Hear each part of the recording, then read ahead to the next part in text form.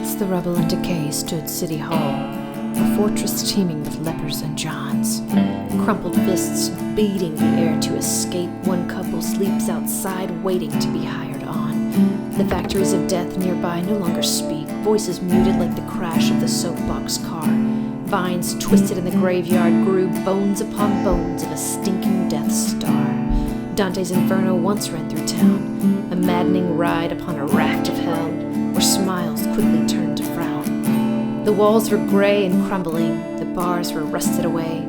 From inside came horrors, even death. The guards taught everyone how to play. All in vain tried jokes and uneasily reminisced of better times. Blocks of cheese, chicken in a can, sometimes a girl. In a tiny, smoke-filled apartment on Central Avenue where gunshots poked holes and life was a whirl.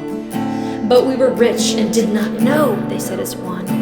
Yet here they sit, forever in a trance, never leaving, never escaping, no hope ever again. Tomorrow is forever. There is no second chance. Sir Charles felt safest when the lights were out, when he couldn't be seen. Vinyl records sang yesterday's song for him, and smoke of incense billowed like a machine. No beatings encumbered or muscles strained, a respite from the strife. Windows open revealed the air and freedom, and yet deep sorrow cut his soul as with a knife. Who hears his cries or many a plea, sees the linen stained with a lifetime of tears, aimless wandering through the wilderness of the mind? In the end, all there was fear. Johnny searched through the fields of agony, even scoured the forest of dreams. All he ever found was all-night diners, bebop musicians and ex-prom queens, former junkies and part-time crooks, all shared coffee and sang a line, drawing, of course, from the official books. Did you know? The only feeling left, it wasn't kind. It was cold, stony with a twinge of remorse. Not for things done, mind you, or things they would do once more. 'Twas over their last meal and supper, and how no longer were they rich, but indeed quite poor. Lucille was the cleverest of all, if you looked at it right, you see, for she dangled men from her fingers, drinking blood at every moment, and always so thirsty.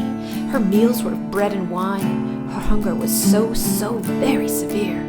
Men gave her all they had, and more, if you would believe, but she obliged and gorged upon their fear. For Lucille, all who wandered were hers to have. She never returned men in the primal state.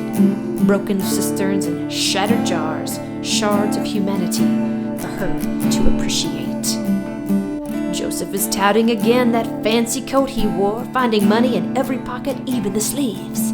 Surrounded by an angry mob who swore his death, he played them like a harp, men who were like thieves, dashing their brains on stones left unturned. He was a prophet, a priest, a king. He slept at the Hope House on Sundays, and on Mondays he pawned their things. Murders left unsolved or uncared if anyone knew. Vagrants gone missing, murdered, or worse. Joseph pronouncing his dreaded judgments and taking coin from an old lady's purse. Miss Betty sang off of Crawford Street. She sang, "Shall we be redeemed?" And it was loud. She wondered if anyone besides the neighbor heard it. What about the spirit in the cloud? She ate peanut butter for breakfast and ramen for dinner too. Gathering food for her soul was like a game of chess. King, rook, queen, she was no fool. And when the choir sang, she came alive. It was during the week that she died. Her thoughts focused once more on Willie and the jive. I will tell you once more, but not of who they are. No, I will tell again from where they came. From Central Avenue and its side streets of glory. Prostitutes, hobos, dead men, and a chance of fame. They walked the street from morning till night, buying, selling, cakes and souls, and even song. The madness lurked and waited from the bushes to jump out. Men in suits paid their chauffeurs not to wait too long. There was the occasional survivor. He escaped without a twist, and the scars were small. Yeah, he remembers when all the patients were dumped, and they walked around